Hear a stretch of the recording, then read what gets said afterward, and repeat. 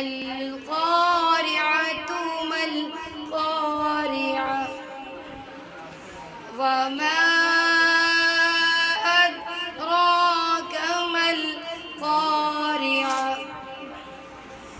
يوم يكون الناس كالفراش المبثوث وتكون الجبال كالعهن المنفوش فأما من ثقلت موازينه فهو في عيشة راضية وأما من خفت موازينه فأمه هاوية وما أدراك ما هي نار حامية صدق اللہ العظیم۔ شروع اللہ کے نام کے ساتھ جو بڑا مہربان نہایت رحم کرنے والا ہے۔ القارعۃ ما القارعہ، کھڑکھڑانے والی، اور آپ کو کیا معلوم کہ کھڑکھڑانے والی کیا ہے؟ یوم یکون الناس کالفراش المبثوث، اس دن لوگ ہوں گے پتنگوں کی مانند بکھرے ہوئے، اور پہاڑ ہوں گے دھنکی ہوئی رنگی ہوئی اون کی مانند۔ اس دن جن کے میزان بھاری ہوئے، فہو فی عیشۃ راضیہ، بس وہ عیش میں ہوں گے، راضی ہوں گے۔ اور جن کے اعمال نامے ہلکے ہوئے، بس وہ حاویہ میں ہوں گے۔ وما ادراک ما ہی، اور آپ کو کیا معلوم کہ ماہیہ کیا ہے؟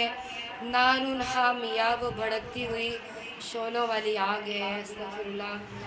تو پتہ چلا کہ جو قیامت کا جو ہولناک دن ہے، اس دن کامیابی ان لوگوں کے لیے ہے جن کے اعمال نامے بھاری ہوئے، اور بربادی ان لوگوں کے لیے ہے جن کے اعمال نامے ہلکے ہوئے۔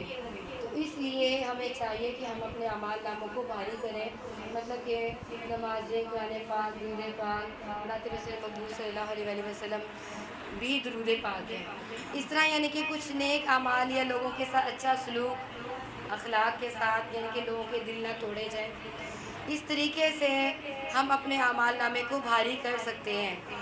اور اعمال نامے کو بھاری کر بھی لیتے ہیں تو اس کو پھر ہم ضائع بھی جلدی کر لیتے ہیں، زبان کو قابو میں نہیں رکھتے، اس سے چغلی، غیبت، لوگوں کی دل شکنی، دل توڑنا، یا زبان کا بے جا استعمال جو ہے چغلی غیبت سے، تو فٹافٹ ہمارے تمام جو اعمال نامے ہیں وہ ہلکے ہو جاتے ہیں، یعنی کہ ان میں سے سارا عمل دوسرے کو چلا جاتا ہے۔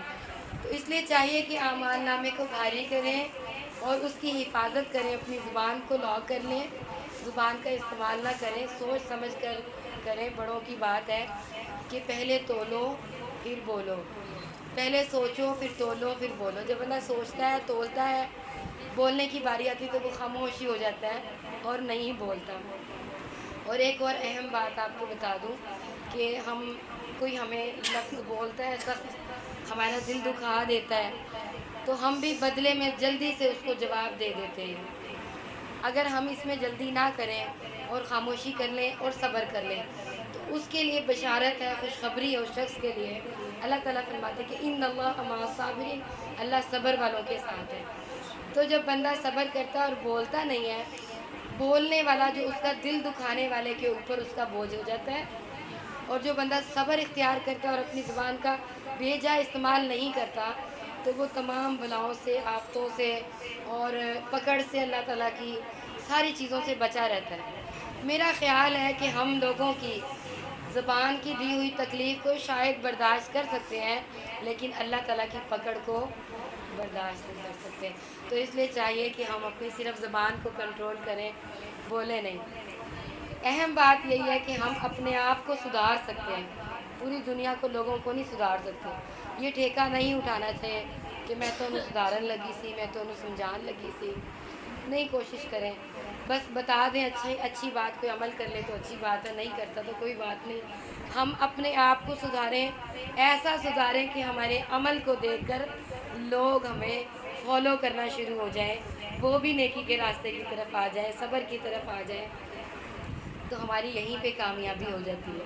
اللہ تعالیٰ ہم سب کو قرآن پاک پر اس کی بتائی ہوئی باتوں پر عمل پیرا ہونے کی توفیق عطا فرما دے، اور ہم سب کو صراط